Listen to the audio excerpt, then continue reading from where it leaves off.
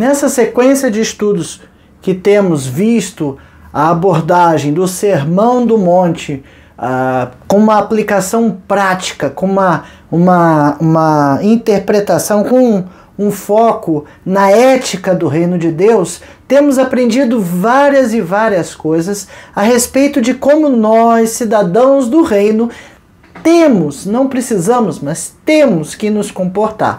Nesse capítulo 6, então foi apresentado ali aquelas práticas que eu comentei há 5 vídeos anteriores, né? Aquelas práticas que refletiam a piedade para o judeu, mas que eram práticas, que são práticas também da nossa vida cristã, que é dar esmolas ou ofertar a oração e o jejum. E o jejum, em especial na aula passada, nós vimos ele como uma prática de renúncia e autodisciplina, como nós crentes podemos exercitar um pouquinho a questão de renunciar aquelas coisas que queremos para que a vontade de Deus seja cumprida e consigamos, Senhor, entender como Deus quer que sejamos cidadãos do reino, ok? Renúncia e autodisciplina. Assim como todas as outras práticas, Jesus alerta claramente, e essa palavra aparece várias vezes, alerta para que estas práticas, tanto da esmola, quanto da oração, quanto do jejum, a oração pública no caso que ele cita, né, não sejam práticas de hipocrisia, sejam práticas que sejam praticadas, mas venham do seu coração, venham do seu interior, venham como uma vontade de fazer a vontade de Deus. E para fazer a vontade de Deus, eu não preciso que ninguém esteja olhando, eu não preciso que ninguém esteja fazendo, eu não preciso que eu seja aprovado por ninguém, nem pelo pastor da igreja, nem pelo sei lá, diácono, pelo meu líder de ministério, nenhuma dessas pessoas precisa me aprovar. Quem precisa aprovar as minhas atitudes enquanto crentes, seja a minha oração, seja a minha esmola, seja o meu jejum, o jejum bíblico, é Deus. E é para Ele que nós devemos fazer e observar essas coisas.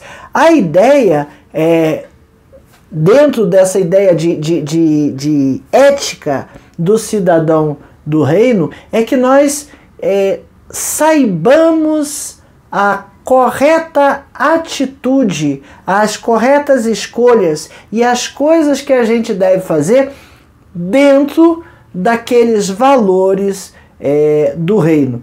Jesus enfaticamente ele repreende, melhor dizendo, ele repreende todo o tipo de hipocrisia. Sabe, a gente pensa assim, não, mas eu oro em público, mas eu não tenho nenhuma hipocrisia. Mas quando eu começo a procurar palavras bonitas para falar, pode ser que eu não esteja nem percebendo, mas talvez eu esteja escolhendo demais palavras para falar, eu esteja mais preocupado com o meu discurso de oração pública do que o meu sentimento ao orar publicamente. Olha só que coisa. E aí, mesmo que você ache que não está sendo hipócrita, mesmo que eu ache que não estou sendo hipócrita, a gente sim está cometendo um ato que atenta contra a integridade daquilo que a gente está fazendo.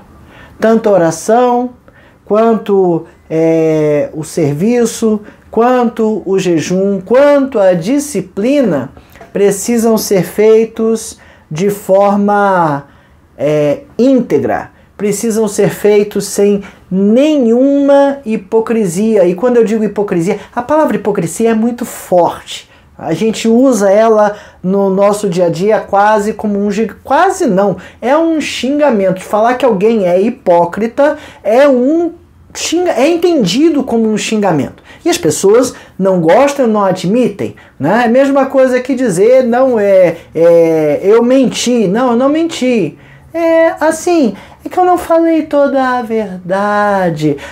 Veja bem, é uma mentirinha branca. Olha, não faz mal a ninguém, foi só para... É mentira. E o pai da mentira é o demônio. A gente não gosta muito dessas assertividades, destas frases muito contundentes, mas a verdade é essa. A verdade é que é mentira. E se eu, em algum momento, na minha oração, começo a me distrair do meu sentimento para com Deus e começo a me prender mais no discurso do que no sentimento, se em algum momento, quando eu estou dando uma esmola, dando uma oferta, eu começo a ficar preocupado com o reconhecimento, eu começo a ficar preocupado com reconhecimento, ao invés de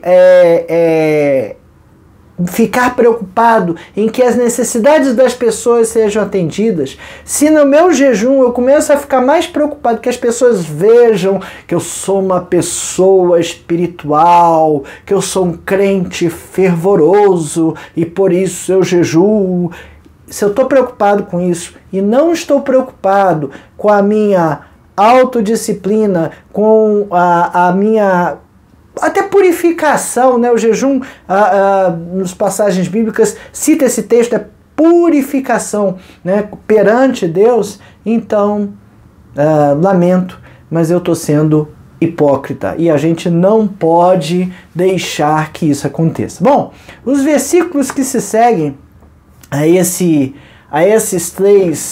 essas três lições de Jesus a respeito das práticas piedosas dos judeus, falam de três ilustrações. Eu vou ler, nosso texto básico é Mateus 6, 19 a 21, mas eu vou ler até o 24, que engloba as lições seguintes, mas para a gente ver do que se trata. Primeiro, eu gosto dos títulos que vêm escritos, alguns deles ainda foram traduzidos dos antigos papiros, alguns, né? E aí tá, os tesouros do céu. Não acumuleis para vós outros tesouros sobre a terra, onde a traça e a ferrugem consomem, e onde os ladrões escavam e roubam.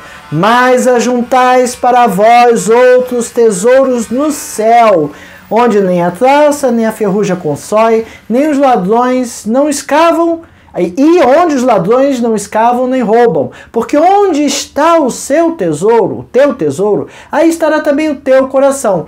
O título seguinte: as trevas, a luz e as trevas, são os olhos, a lâmpada do corpo. Se os teus olhos forem bons, todo o teu corpo será luminoso. Se porém teus olhos forem maus, todo o corpo estará em trevas. Portanto, caso a luz que em ti há sejam trevas, que grandes trevas serão. E na sequência, os dois senhores. Ninguém pode servir a dois senhores, porque ou há de aborrecer-se de um e amar ao outro, ou se devotará a um e desprezará o outro. Não podeis servir a Deus e às riquezas. Esses três trechos, essas três metáforas, são três ilustrações ou três comparações que Jesus faz na sequência daquela piedade, se referem, né, sobre a lealdade do crente aos valores do reino. Lealdade já é uma palavra forte. Você está sendo desleal, ninguém é desleal, né? Mas de vez em quando falta com o rigor das coisas que deveria fazer, né? Às vezes o camarada está sendo desleal, mas ele também não gosta dessa palavra, não é uma palavra muito pesada, mas é necessário. Então, lealdade inabalável aos valores do reino. O primeiro trecho, do 19 a 21, fala do tesouro, né? Qual é o tesouro que o cidadão do reino deve ter?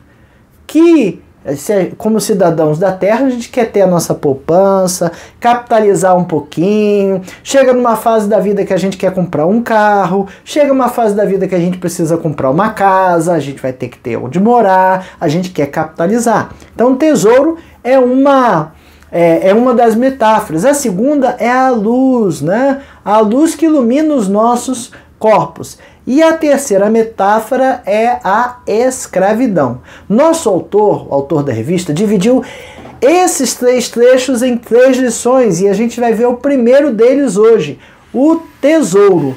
Valores do reino que representam ou que significam ou que tem a ver com o tesouro do cidadão do reino. Como é o salário daquele que trabalha no reino de Deus? Quanto você ganha? Não é uma pergunta que o pessoal faz para ele. Quanto é que você ganha nesse emprego? Olha, não, eu vou estudar para ser aquilo, você médico, você isso, você aquilo, porque o salário é muito bom. O cidadão do reino tem um salário, ou ajunta tesouros, mas aí que está o foco, né? Onde e como o cidadão do reino deve ajuntar ou juntar tesouros, né?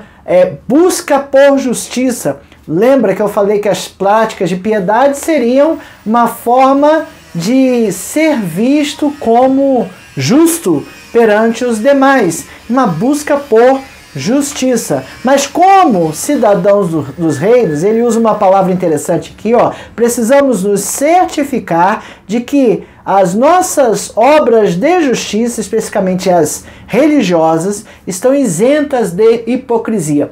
E essa palavra certificação é uma palavra muito interessante, porque quando fazemos um curso, recebemos um diploma, aquele diploma certifica, ou seja, diz que é certo que eu fiz aquele curso. Às vezes, existem cursos mais práticos no nosso meio, né? E você faz aquele curso prático depois da faculdade para o quê? Para você ser certificado para um determinado trabalho. Então, por exemplo, quem sobe em torres, existe uma norma para trabalhar em alturas. E só pode subir numa torre quem é certificado por essa norma. Ou seja, fez tudo o que tinha que fazer, tem um certificado de que concluiu aquele curso. Porque se eu mandar alguém subir numa torre, ou num andar, ou sei lá, fazer um rapel do lado de fora de um prédio para fazer lavar uma janela, e ele cai e se machuca, a culpa é minha, que mandei aquele cara que não era certificado executar aquela atividade. A certificação é um jeito de garantir ou tentar garantir que certas coisas foram feitas, né? Uma aeronave para voar precisa ser certificada. Para eu colocar uma coisa diferente numa aeronave, precisa ter uma homologação, uma certificação. Alguém tem que fazer testes, medições e chegar lá e dizer, não, ok, eu certifico que esta coisa está certa. E nós, como cidadãos do reino, temos que ter certeza, precisamos estar certificados de que as nossas obras de justiça estão isentas de hipocrisia. E a gente garante ou tenta garantir, né, a hipocrisia quando a gente tem o nosso objetivo final em agradar a Deus. Quando o nosso foco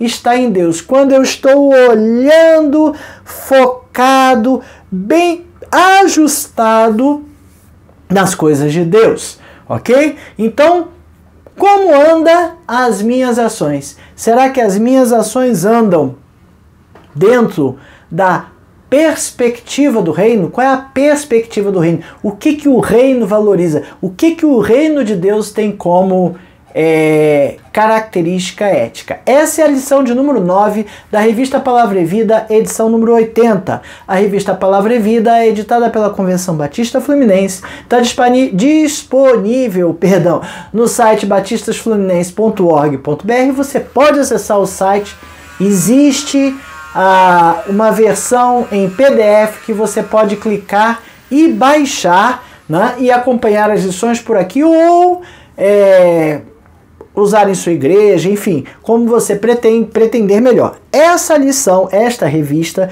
tem por tema o reino e o monte, a cidadania do reino e o sermão do monte, e foi escrita pelo pastor Luciano Conzendei. A lição de número 9, cujo texto básico é Mateus 6, 19 a 21, tem por tema perspectivas do reino. E o primeiro tópico da nossa lição fala do objetivo da vida.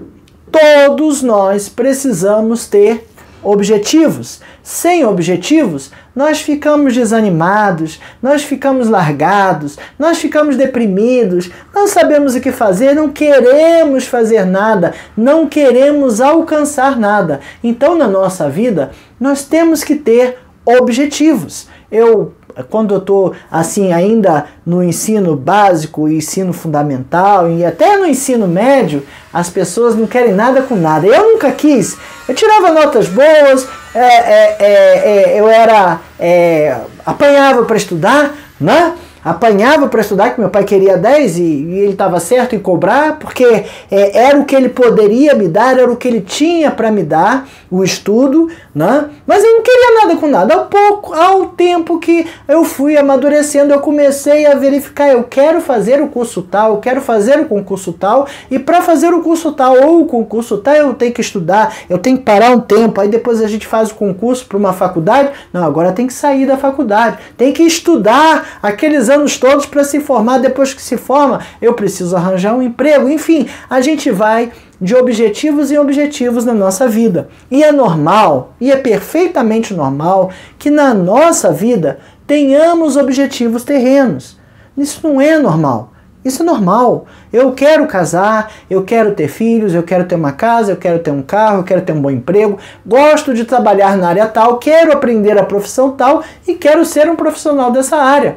Beleza, mas o que Jesus está falando é um pouquinho a mais. Ele está falando de não acumular tesouros na terra. O que ele está falando é que o objetivo de vida do cidadão do reino não pode ser juntar riqueza. Quer dizer que o cidadão do reino não pode ser rico? Pode ser rico. Mas quanto tempo você está gastando da sua vida para correr atrás da riqueza?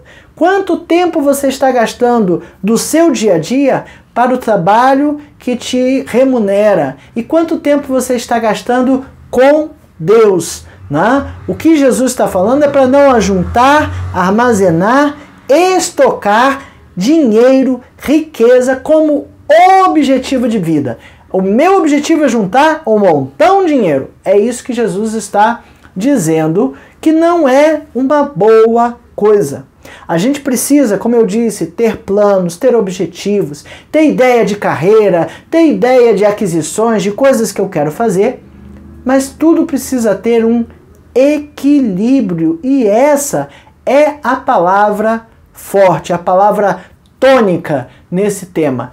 Equilíbrio. Equilíbrio entre correr atrás do dinheiro que eu preciso, ou até de um pouquinho a mais para conquistar ou realizar algumas coisas, mas o tempo e a dedicação que eu tenho às coisas de Deus. O que eu preciso estar atento. Jesus chama a atenção disso para mim e para você, é que este correr atrás do dinheiro, este correr atrás da riqueza não pode me dominar. Ele não pode ser o meu dono. Eu não posso viver em função apenas disso. Isso é algo que eu vou fazer, é algo da minha vida, né? Porque logo depois que Jesus subiu, teve um povo que achou que Jesus voltava logo e começou a vendia lá, né, em Atos, vendia suas coisas, vivia em comum, e chegou um ponto que o pessoal falou assim, lá em Corinto, né? Não, Jesus já vai voltar, então não vou trabalhar, e vivia nas costas dos outros. Está errado. Não pode, não podemos fazer isso. Nós temos que correr atrás do nosso sustento, afinal de contas, desde que Adão foi expulso do paraíso, nós temos que comer no suor do nosso rosto, ok? Então, o problema é achar esse ponto de equilíbrio, onde que esses valores monetários, onde esses tesouros, que são tesouros que perecem, são tesouros que se eu morrer, quando eu morrer, né? Se eu morrer não, um dia eu vou morrer, né? Vai acontecer. Quando eu morrer vai ficar aqui o que eu juntei, eu não vou levar, né? Eles perecem, vão ficar aqui. Qual o meu comprometimento com isso?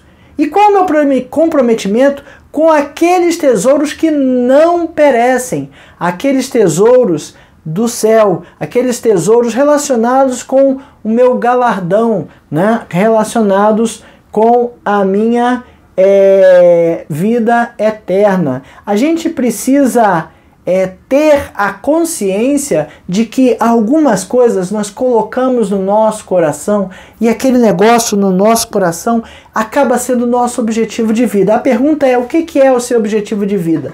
É trabalhar no reino ou acumular tesouros, né? O texto afirma que os tesouros na terra são perecíveis. Não acumuleis para vós outros tesouros sobre a terra, porque a traça e a ferrugem corroem. Eles são perecíveis. As coisas do nosso meio material aqui, todas elas degradam, todas elas estragam. Se você tem ouro e não limpar, ele vai ficar todo corroído. O ferro, né, todo sujo, todo feio. O ferro, ele degrada, enfim, enferruja. E se não for isso, ainda tem a questão dos ladrões, né? A gente às vezes perde algumas coisas porque somos roubados, né? E em cima dessa história tem a questão, a sensação de segurança. Sim, porque segurança não é uma coisa absoluta. Você não pode dizer isso me dá segurança, porque segurança é um sentimento. Veja, eu chego numa cidade diferente que eu nunca vi na vida, né? E resolvo achar que estou tranquilo, que aquela cidade é maravilhosa. E aí eu boto 10 anéis de ouro, um cordão enorme de ouro com pedras preciosas, um relojão de ouro, e vou sair todo dia assim para ir na padaria. Eu posso fazer 1 mês, 2 meses, não vai demorar tanto tempo assim, né? Mas eu posso fazer um certo tempo isso aí, até que um dia o ladrão vai começar a olhar, poxa, aquele cara ali tá dando muita bobeira, vou lá fazer um ganho. E ele vai e me assalta. Nesse momento que ele vai e me assalta, eu começo a achar que aquele lugar está violento. Por quê? Porque eu perdi a minha sensação, eu perdi o meu sentimento de segurança. Segurança é um sentimento, ok? Se você perder o seu sentimento de segurança aqui na Terra, então você não se sentirá mais tranquilo em fazer as mesmas coisas. E estas coisas, essas preciosidades, esses tesouros não têm esta segurança, porque a traça, a ferrugem e os ladrões, como o nosso texto fala, eles ameaçam a integridade e a segurança destas coisas. O meu avô era sapateiro, né? E ele era sapateiro de uma época que se media o pé do cliente, se desenhava, colocava as medidas e se fazia o sapato de couro. E ele tinha o livro, conta o meu pai, porque eu não cheguei a ver esse livro, um caderno, em que ele colocava ali o pé de todas as autoridades e todas as pessoas que ele fazia sapato. A história que meu pai contava é que ele chegou a fazer sapatos para o presidente Juscelino Kubitschek, que tinha lá o autógrafo, a assinatura, aquilo ali tinha um valor enorme. Porém, ficou guardado por um tempo, depois que meu avô parou de trabalhar, e quando ele foi ver, a traça tinha destruído tudo. Eu, particularmente, nunca vi esse caderno. Ficou na memória e foi contado para mim essa história. Mas aquele tesouro num caderno, com assinaturas de pessoas importantes, de personalidades históricas, então a traça levou. Poderia, se tivesse íntegro até hoje, de repente a gente até leiloava e valesse algum dinheiro, né? Mas a traça levou, a traça levou. E assim são as coisas dessa vida, né? Independente da sua classe social, intelectual, os nossos objetivos determinam aquilo que a gente vai fazer, né? Se a gente age com hipocrisia, nessas coisas, nessa tentativa de buscar a justiça, então a corrosão e a insatisfação, né, vão levar estas coisas embora, né? E olha que legal essa frase: tesouros na terra fazem a alegria dos ladrões, né? Na época, quando Jesus está falando, ele está falando de um povo que morava em casas cujas paredes eram de barro, semelhantes às que a gente teve, ou ainda tem em alguns lugares no interior, mas tinha mais antigamente, né? Era muito mais comum antigamente.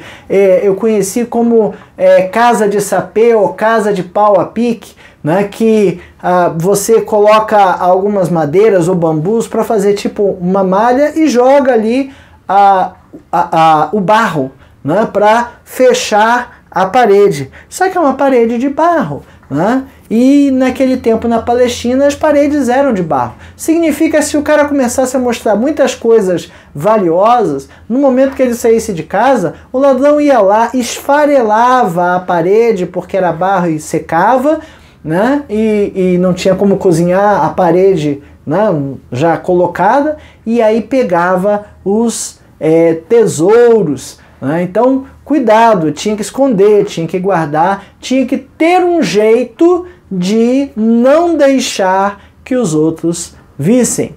Tesouros na terra fazem a alegria dos ladrões. Qual o meu objetivo de vida? Em que eu, para que eu estou trabalhando? O segundo tópico fala o foco certo. Bom, se no tesouro na terra ele está ameaçado pela falta de segurança que os ladrões ou a traça, né? E é interessante a gente ver, talvez não a traça, mas em alguns museus tem obras de artes expostas ou livros antigos expostos, em que até a luz é controlada para que a página não fique queimada, não seja queimada pela iluminação artificial. Ainda mais antigamente, quando a gente usava lâmpada incandescente, que é quase igual não, né? Mas emite vários raios semelhantes aos raios do sol, né? E ultravioleta, infravermelho, enfim, espectros luminosos que degradam o material, né? Tem controle dessas coisas. Mas os tesouros na terra, como eu disse, eles vão embora, eles são corroídos pela traça e pela ferrugem. Mas os tesouros do céu, eles não têm esse problema.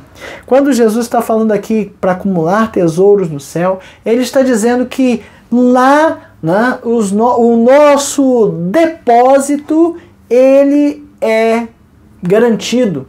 Né? Lá não tem inflação, lá não tem degradação do meu dinheiro. Se eu pegar o dinheiro e botar debaixo do colchão, eu vou perder, porque o tempo passa, a inflação anda, os índices de ajuste todos, né, são mexidos e o dinheiro perde valor. R$100 há 20 anos atrás era uma coisa, R$100 agora é outra, não tem o mesmo valor. Né? O valor monetário de R$100, mas o que eu comprava com R$100 eu não compro mais, ok? Então, veja, o tesouro do céu não tem esse problema, muito pelo contrário, ele rende e rende bem, né? Não tem inflação, os tesouros são resultantes da aprovação divina.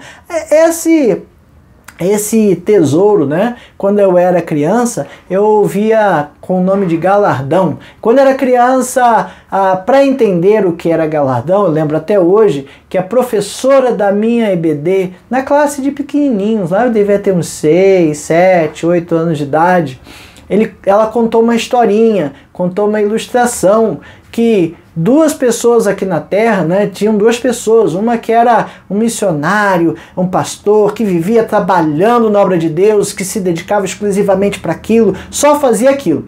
E tinha um membro de igreja, aquele que ia todo domingo, ia lá, marcava o seu ponto na igreja, dava seu dízimo, fazia suas coisas, mas ele estava muito mais preocupado com a sua vida secular, com as coisas do dia a dia, com ganhar dinheiro com sobreviver, com enriquecer. E os dois morreram.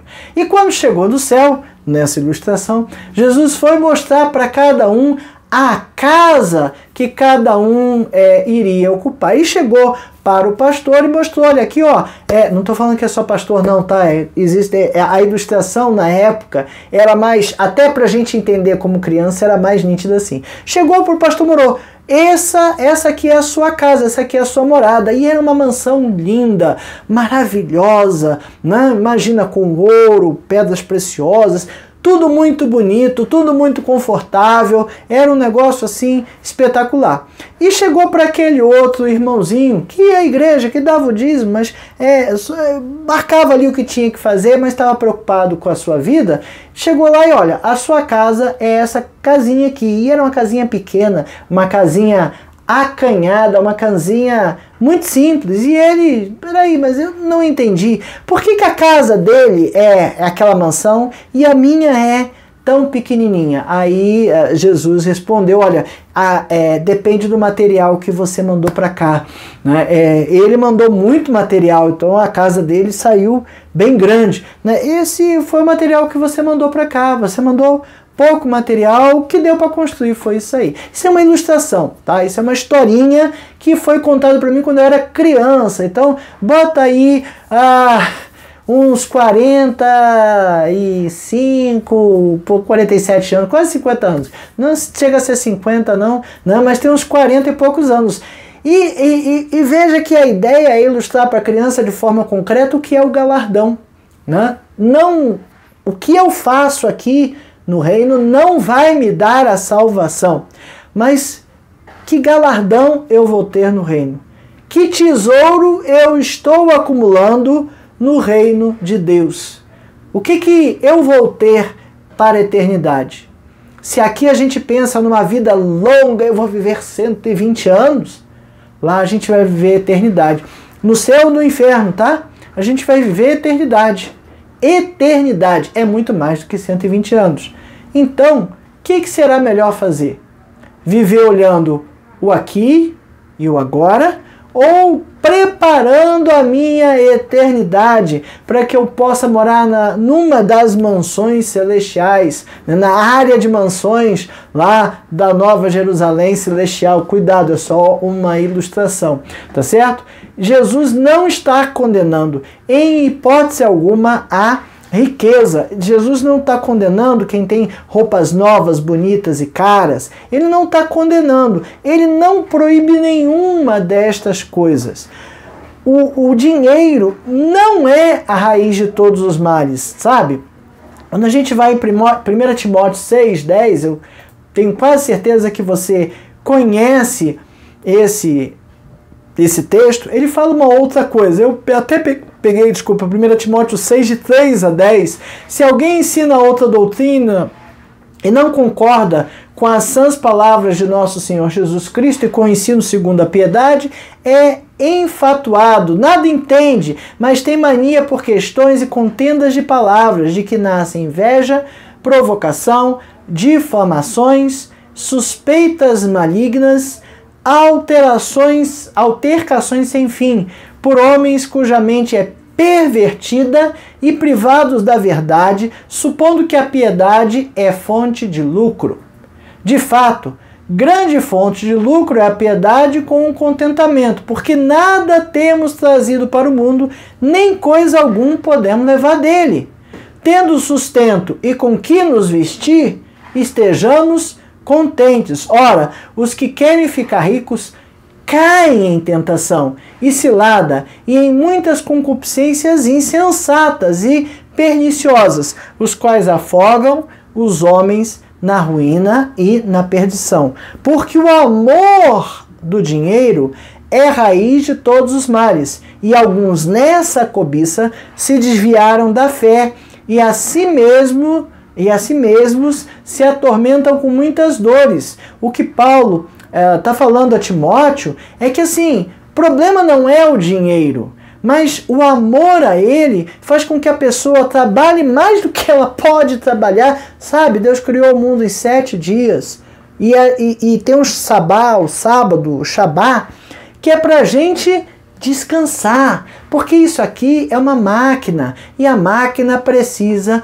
ter um ciclo de repouso, e se eu não repousar, a máquina entra em tilt, entra em piripaque. Então o que Paulo está dizendo é que alguns homens, na busca pela riqueza, se sacrificam, né? Eu ouvi uma vez uma coisa muito interessante, que as pessoas trabalham para ganhar muito dinheiro, né? E gastam toda a sua saúde nisso. E quando envelhece, precisam desse muito dinheiro para cuidar de suas saúdes, porque jogaram a saúde toda fora. O problema não é ser rico, o problema não é ter um bom emprego, o problema não é ganhar bem, o problema é o amor ao dinheiro, o problema é você priorizar isso, né? O amor ao dinheiro traz a vaidade, aguça a vaidade, e a temporariedade e a transitoriedade são características da vaidade. É temporário. Ah, porque eu ganhei, olha, eu comprei um carro novo. Você já comprou um carro novo? Ou pelo menos trocou de carro por um mais up? Né? Você chega na igreja, olha o carro do Saulo, que coisa bonita o carro do Saulo, ele deve ter gastado uma grana para comprar esse carro, que carro bacana, olha, uma marca XYZ, né? Eu também quero comprar minha BMW, minha Mercedes, não sei se algum dia eu vou comprar, talvez não, na realidade eu queria até comprar um Carmanguia, né? É coisa já de velho, mas deixa para lá. Mas veja, isso é vaidade. Para que eu quero um carro bonitão? Para que as pessoas vejam que eu tenho um carro bonitão, né? Isso vai me dar um prazer? Vai, mas vai me dar um prazer temporário, um prazer transitório, né? Antes da queda, o coração do homem se vaidece. 3 textos que ele coloca aqui, Provérbios 18:12, antes da ruína, gaba-se o coração do homem, diante da honra vai a humildade. Provérbios 21:14, o presente que se dá em segredo abate a ira, a dádiva em sigilo, uma forte indignação. 1 João 2, de 15 a 17, ameis o mundo, não ameis o mundo, nem as coisas que há no mundo. Se alguém amar o mundo, o amor do Pai não está nele. Porque tudo que há no mundo, as concupiscências da carne, a concupiscência dos olhos e a soberba da vida, não procede do Pai, mas procede do mundo. Ora, o mundo passa, bem como a sua concupiscência. Aquele, porém, que faz a vontade de Deus, permanece eternamente. Olha que maravilha! Olha que bênção! Não podemos tirar da mira, tirar do foco, tirar da tela, né? Às vezes a gente está trabalhando com alguma coisa ali no computador e precisa ter um pedacinho ali na tela com a hora para parar, né? Com algum intervalo. Vou sair, eu vou trabalhar aqui, mas olha, tem a hora tal ali, eu preciso daquela horinha ali embaixo aparecendo, porque senão eu não sei o que eu vou perder minha hora, né? Então a gente precisa ter alguma coisa no foco, e a gente precisa ter a certeza de que o dinheiro traz a vaidade. Ter o dinheiro e fazer uso dele público com as coisas que eu quero traz a vaidade. E a gente não pode, cidadão do reino, eu e você, não podemos estar comprometidos com coisas porque vão nos dar prazer e vaidade.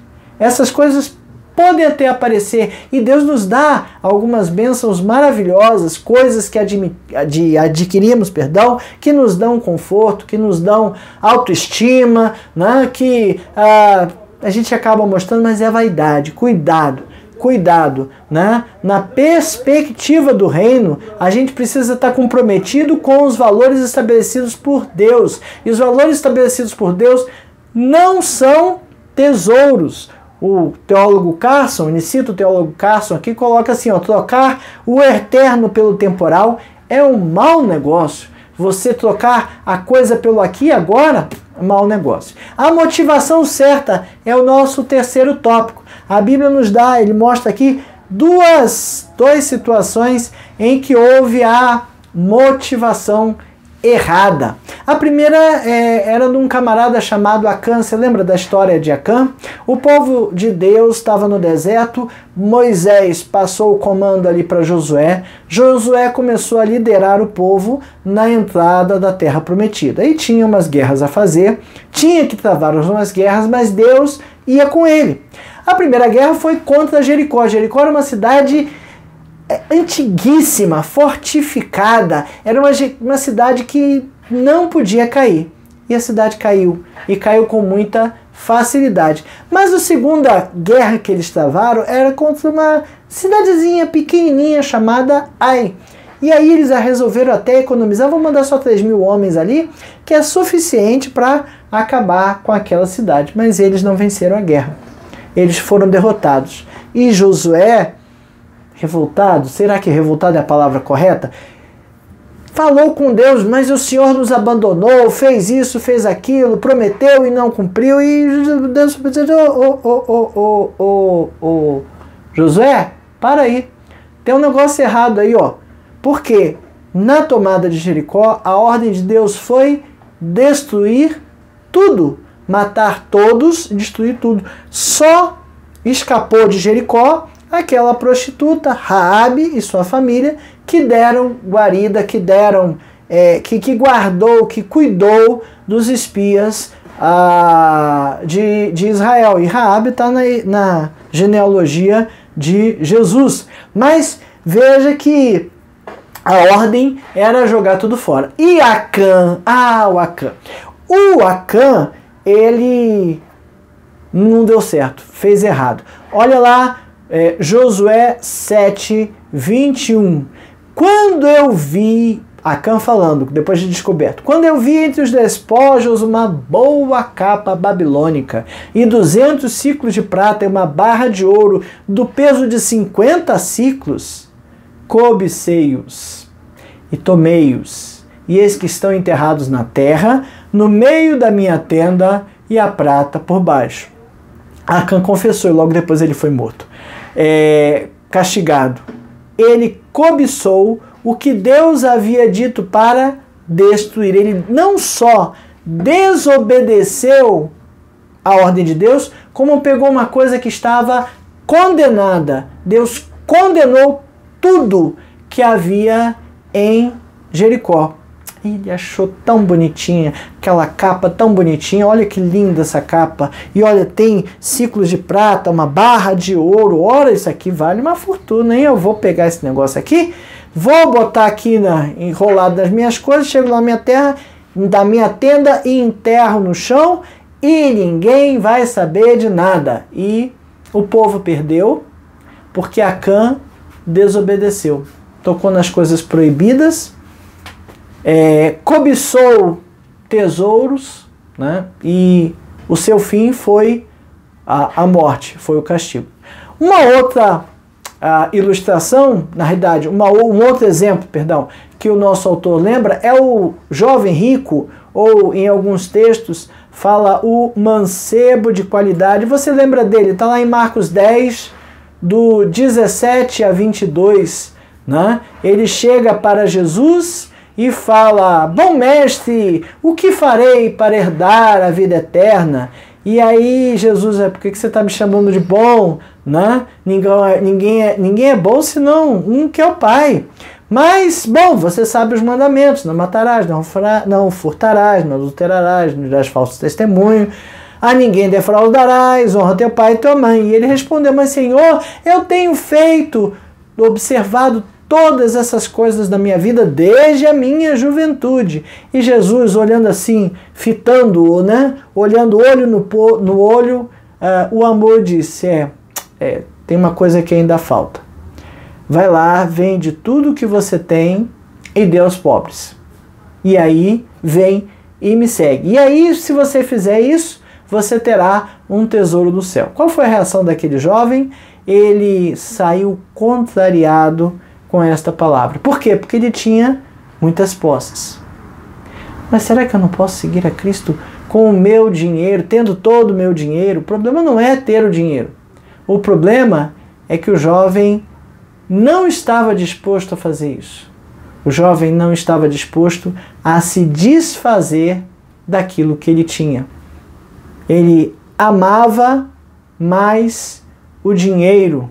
A motivação estava errada. Nós precisamos ter cuidado para ter as motivações corretas. Onde estiver o seu tesouro, aí estará o seu coração. Se seu tesouro está no dinheiro, na riqueza, nas coisas, no carro novo, na casa maravilhosa, seu coração vai estar aí.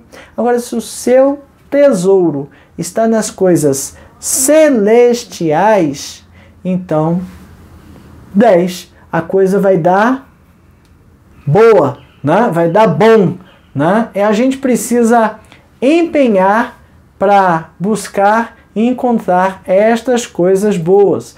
Colossenses 3, de 1 a 4, diz lá: portanto, se fostes ressuscitado juntamente com Cristo, buscai as coisas lá do alto. Você foi ressuscitado com Cristo? Cristo te salvou? Você é cidadão do reino de Deus? Então, meu querido, ele comprou a sua vida por puro sangue. Né? Derramou o seu sangue para comprar a minha vida e a sua, para me justificar e a você. Então, continua o versículo: buscai as coisas lá do alto, onde Cristo vive, assentado à direita de Deus. Pensai nas coisas lá do alto, mas não nas que são daqui da terra, porque morrestes, e a vossa vida já está oculta juntamente com Cristo em Deus. Quando Cristo, que é a nossa vida, se manifestar, então vós também sereis,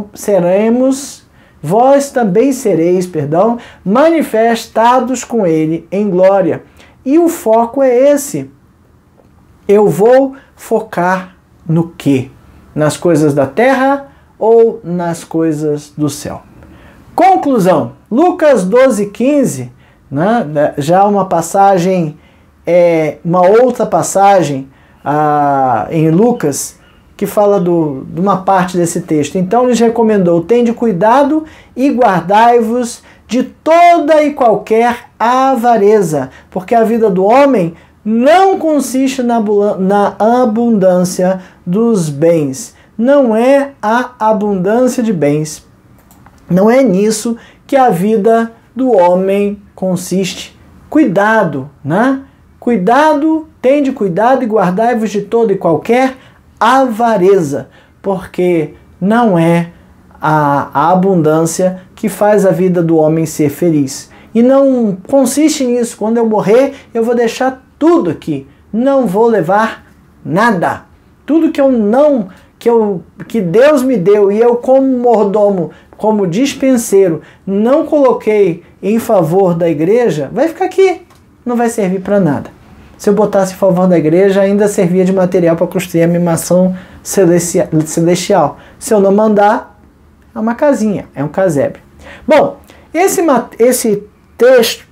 texto de Mateus, do versículo 1 ao 18, ele descreve atitudes da vida particular do cristão. E do 19 ao 34, ele começa a falar dos negócios públicos. Do 1 ao 18, só para você lembrar, ele fala da prática da justiça, como se deve dar esmolas, a oração dominical, né, como jejuar, né, como se deve orar a oração dominical, e para ali no como jejuar. A partir de agora, ele vai começar a falar os tesouros do céu, a luz e as trevas, dois senhores, né, até o 24, não é isso? E no 24 em diante, ele vai falar da ansiosa solicitude pela vida. Esses textos, a partir do 19, eles falam, se os primeiros falavam da vida particular do crente com Deus, agora ele está falando da vida de negócios públicos do ser humano, do reino de Deus, do cidadão do reino de Deus. Eu e você somos cidadãos do reino de Deus, aleluia. Mas a gente precisa cuidar dos negócios da nossa terra, né? Nós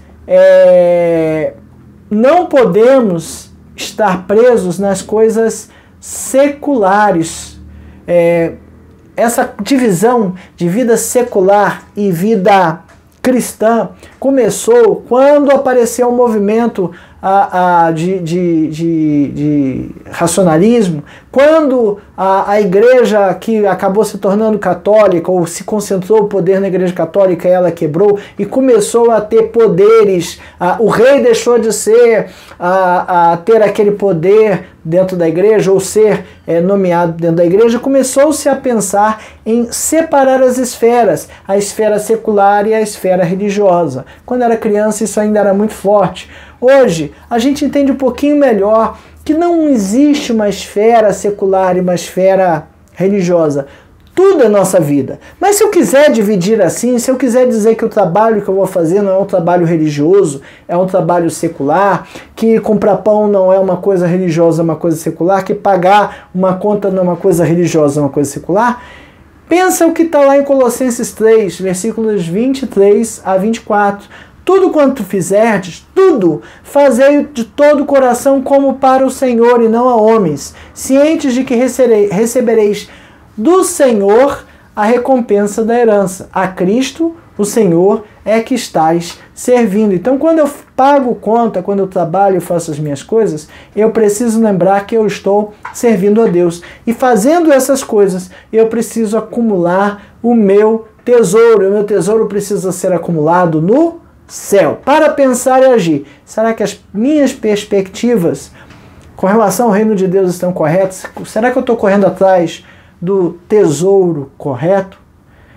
Segundo, seus objetivos glorificam a Deus, são equilibrados e salpicados de valores, dos valores que Jesus ensinou. Será que as coisas que eu faço, os meus objetivos de vida, têm por finalidade glorificar a Deus, ou pelo menos eles glorificam a Deus na carreira, nas coisas que eu penso em fazer? Será que eu me preocupo, ele bota aqui, você se preocupa com o verdadeiro lucro na vida cristã? Com qual lucro eu estou me preocupando? Com qual recurso eu estou me preocupando? Com dinheiro para eu enriquecer e ter uma vida confortável? Ou com as coisas de Deus? Que Deus nos ajude, como cidadãos do reino, a estar sempre no centro da sua vontade, a estar correndo atrás das coisas, dos tesouros no céu, estar vivendo numa perspectiva correta do reino de Deus. Amém?